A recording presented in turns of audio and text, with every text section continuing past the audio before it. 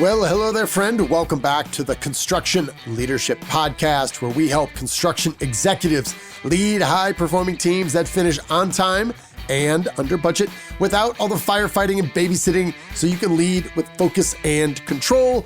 I'm your host, Bradley Hartmann.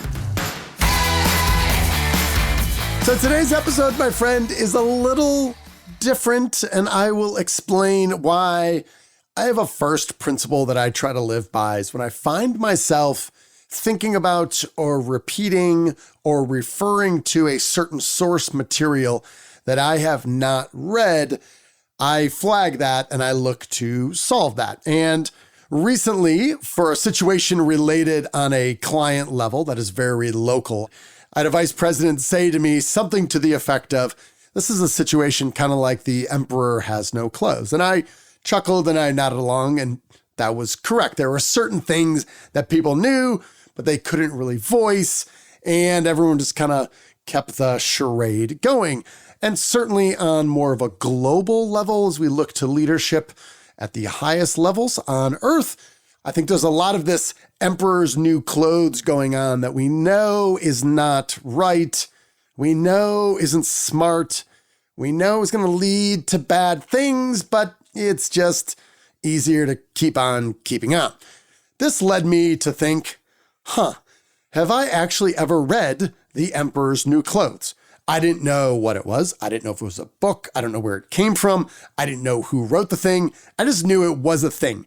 And if you're chuckling right now and you're thinking, well, everybody knows it's essentially part of a series of fairy tales written by Hans Christian Andersen in 1837, the same guy who wrote Thumbelina, The Little Mermaid, and The Ugly Duckling. Well, congratulations, my friend. You are significantly smarter and more literary than I. I didn't know any of this. So I found it, I printed it out, and it's very short. And this experience is exactly why I get excited about reading source material, because it's fantastic. And there are so many elements of leadership and risk that we need to be aware of. And what I'm going to do here is I'm going to read this. It is that brief. And then I'm going to hit 5 points. And the first one is going to be about the emperor, really focusing on status over substance that we need to be aware of. The second point is that there are always charlatans in our midst. We need to identify these people. We need to anticipate them because every age, every market, every company has them. The third one is the parable of the old wise man and the danger of reporting upward. The fourth one is the risk of bureaucracy and the tendency for people just to keep the routine going because it's simpler, easier, and safer. And the last one is the child and the father, is that truth requires courage. There's one more banger of an insight that I'm going to hold for now because it's the most powerful. So what I'm going to do here is I'm going to read this thing. I'm going to read The Emperor's New Clothes, and then I'm going to dive into each one of these aspects briefly and get you on your way smarter and more well-read. So that's what we've got. Let's dive in.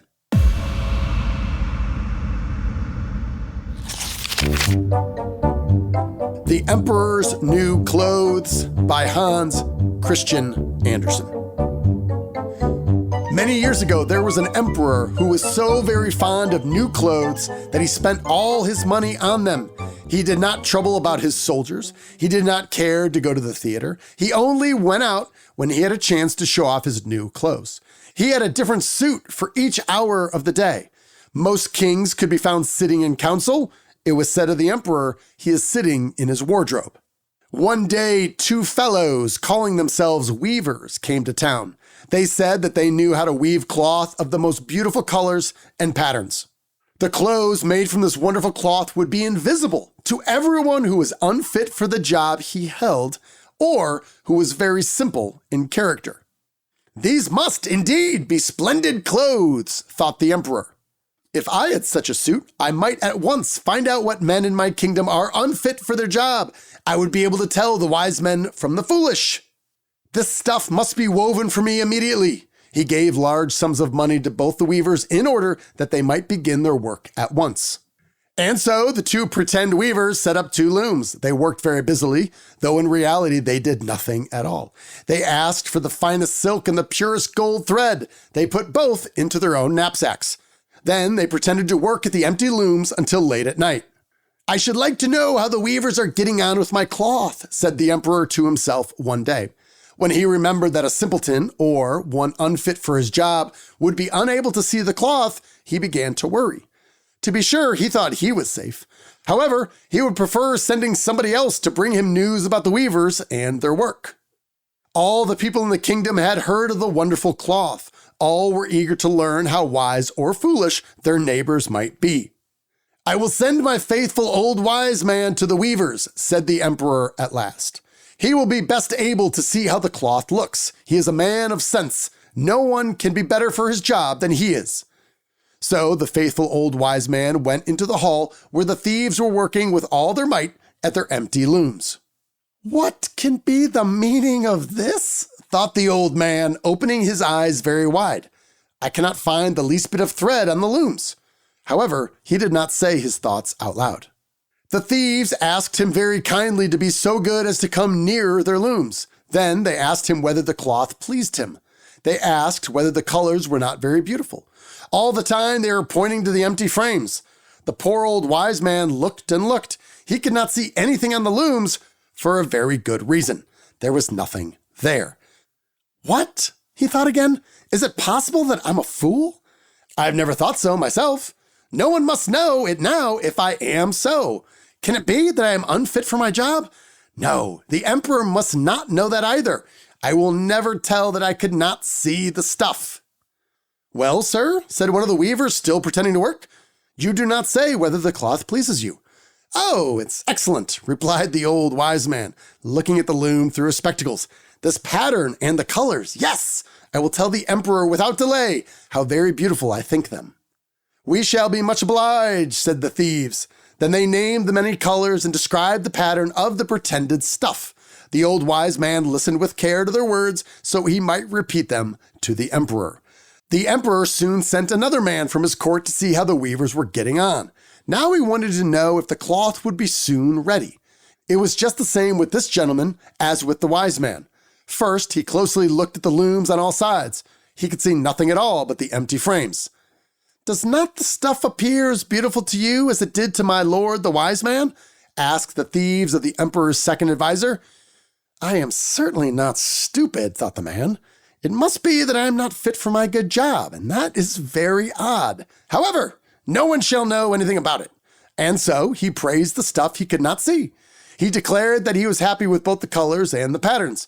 "Indeed, your imperial majesty," he said to his emperor when he returned, "the cloth which the weavers are preparing is extraordinarily magnificent." The whole city was talking of the splendid cloth which the emperor had ordered to be woven. Finally, the emperor himself wished to see the costly material while it was still in the loom. He took many officers of the court and the two honest men who had already admired the cloth. As soon as the weavers saw the emperor approach, they went on working faster than ever, although they still did not pass even one thread through the looms. "Is not the work absolutely magnificent?" said the two officers of the crown already mentioned. "If your majesty will only be pleased to look at it, what a splendid design! What glorious colors!" And at the same time, they pointed at the empty frames, for they imagined that everyone else could see this exquisite piece of workmanship. "How is this?" said the emperor to himself. "I can see nothing, and this is indeed a terrible affair. Am I a simpleton, or am I unfit to be emperor? Ooh, that would be the worst thing that could happen. This cloth is charming," said he aloud. "I approve of it completely." He smiled most graciously and looked closely at the empty looms. No way would he say that he could not see what two of his advisors had praised so much. Everyone with the emperor now strained his or her eyes, hoping to discover something on the looms, but they could see no more than the others. Nevertheless, they all exclaimed, "Oh, how beautiful!" and advised his majesty to have some new clothes made from the splendid material for the parade that was planned.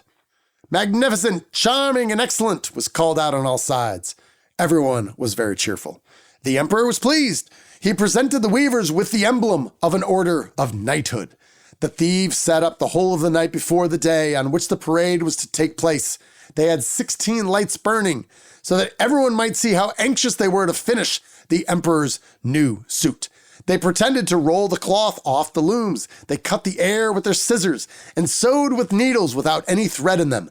"See," cried they at last, "the emperor's new clothes are ready." The emperor, with all the grandees of his court, came to see the weavers. The thieves raised their arms as if in the act of holding something up. "Here are your majesty's trousers. Here is the scarf, and here is the mantle. The whole suit is as light as a cobweb. One might fancy one has nothing at all on when dressed in it." "Yes, indeed," said all the courtiers, although not one of them could see anything of the special cloth. The emperor was undressed for a fitting, and the thieves pretended to array him in his new suit. The emperor turned round and from side to side before the looking glass. "How splendid his majesty looks in his new clothes, and how well they fit!" everyone cried out. "What a design! What colors! These are indeed royal robes." "I am quite ready," said the emperor. He appeared to be examining his handsome suit. The lords of the bedchamber, who were to carry his majesty's train, felt about on the ground as if they were lifting up the ends of the mantle. Then they pretended to be carrying something, for they would by no means want to appear foolish or not fit for their jobs. The emperor walked under his high canopy in the midst of the procession through the streets of his capital. All the people standing by and those at the window cried out, "Oh, how beautiful are our emperor's new clothes! What a magnificent train there is to the mantle, and how gracefully the scarf hangs! No one would admit that these much admired clothes could not be seen because, in doing so, he would have been saying he was either a simpleton or unfit for his job." "But the emperor has nothing at all on," said a little child. "Listen to the voice of the child," exclaimed his father. What the child had said was whispered from one to another. "But he has nothing at all on," at last cried out all the people. The emperor was upset, for he knew that the people were right. However, he thought the procession must go on now. The lords of the bedchamber took greater pains than ever to appear holding up a train, although in reality there was no train to hold, and the emperor walked on in his underwear. Now, in preparing for this episode, I read this thing like 6 or 7 times, and every time there's another little nuance that I get out of this because it is a lot more multidimensional than I'd previously understood. And that makes sense because I didn't actually read the thing. So hopefully you found value in this, and I'm not going to make this an hour episode, although I could. But I do think there were 5 leadership failures that are relevant for us to think about. And the first one involves the emperor, choosing status over substance. And my initial understanding about the story, The Emperor's New Clothes, was that it was as much about vanity as it was anything else, and I'm not sure that's really true, having read it. And the emperor isn't fooled because he's stupid. He's fooled because he's terrified of what the clothes supposedly reveal, whether or not he's fit for his position. And this got me thinking about a book we're going to be talking about here in the near term called The Peter Principle. And the Peter Principle is, on a long enough timeline, everyone is promoted to the level of their incompetence. And we see this all the time. We see the executive who doesn't ask any questions at all because they feel like it's going to reveal that they are dumb, or the leader who stops learning because they're sick of admitting that they're ignorant on any sort of topic, or you've got a new sales manager or business development manager who got promoted in that role because they were successful, but they were promoted based on success, not because of the skills that they have. And what struck me the most here is the punchline isn't that there's a naked emperor. It's about a leader who becomes more concerned with protecting his reputation than discovering the truth. And the truth is that the emperor is naked. And to me, that has a completely different dimension that is fascinating. Number 2 is that there's always charlatans. I just read the other day in the Wall Street Journal about some cattle farmer who somehow made $170 million disappear and claimed to have like 80 or 100,000 head of cattle, but only had 8,000. And once someone got suspicious and asked for their money back, the whole thing started to unravel and the guy killed himself. And it was just a horrible story, yet one that we know. Ponzi schemes come around. These charlatans, whether they start out to be charlatans or they end up as charlatans, where they deliberately want to put together a Ponzi scheme, or maybe it's like Madoff, where the original intent wasn't to build a Ponzi scheme, but that's kind of what happened. These things happen. These people are in our midst. To some degree, large or small, they work at our companies. They are around. We need to know who these people are.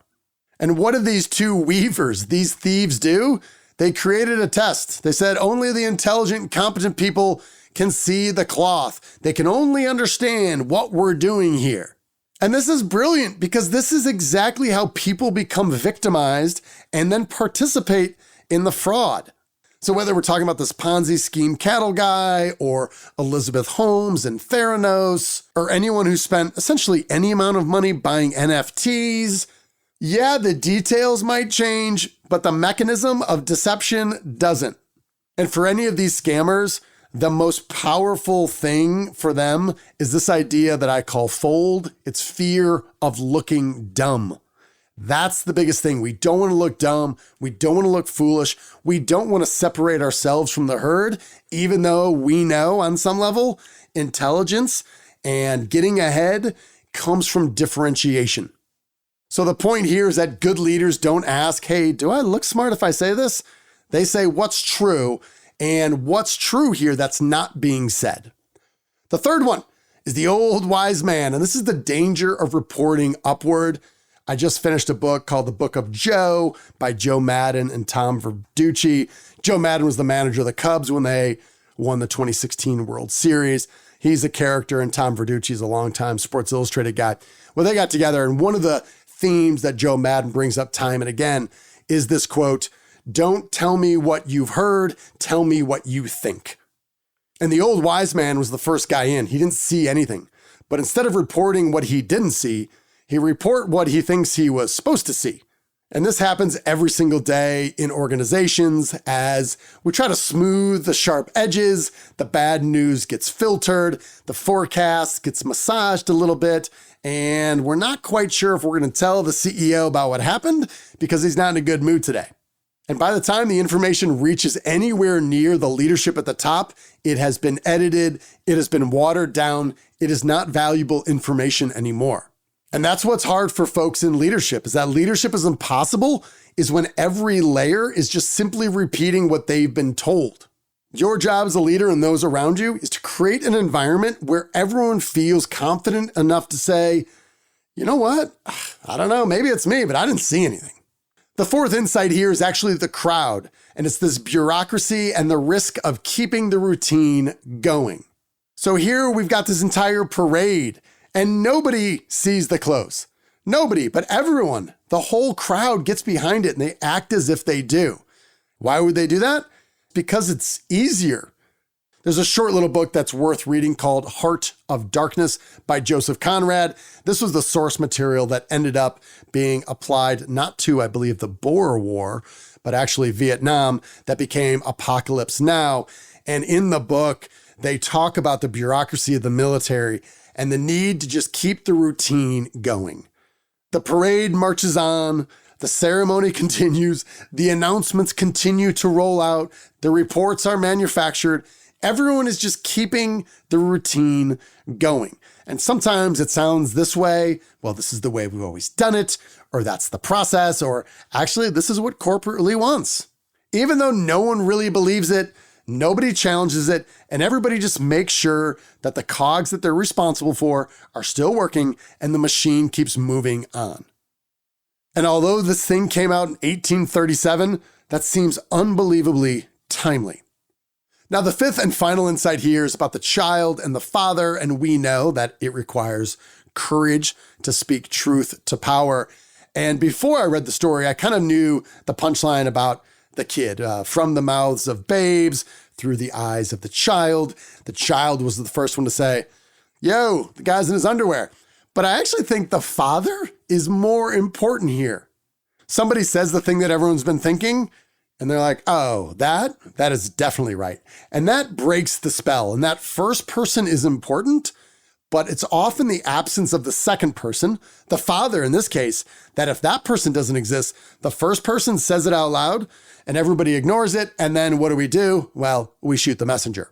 Now, the real banger that I thought that I got a lot of enjoyment out was what happens in this final paragraph that I did not know. And I think this might be the most powerful leadership lesson in The Emperor's New Clothes, is that, okay, we've established the emperor knows, the crowd knows, all his courtiers know, everybody knows. What does he do? He just keeps walking. And this, I feel, is very true of a lot of leaders, is that we realize we're wrong long before we ever admit it. The project continues, the strategy continues, the meetings keep happening because the effort and courage and reputational damage of reversing course is even more painful. So what I'm going to leave you with is this. This is what I'm thinking about the most, is that the lesson I'm taking away from The Emperor's New Clothes, it's not that leaders can be fooled. We know that. We're fooled all the time. The point that sticks with me is the lesson is that healthy organizations create the conditions where someone can say, hey, I don't see the cloth long before the parade begins. And there's a mechanism in place that rewards the people who say the thing that runs against what everybody else is thinking. So that's it. I hope this helps. You're going to see a link to the PDF if you want to read this yourself. I know this is a little bit different. Hopefully you found value in this. I certainly did. I'm so glad I read it. I'm glad we executed this. I'm glad you were along for the journey. That's all I've got. You, my friend, are owed nothing. Deliver value first. Make it a great week.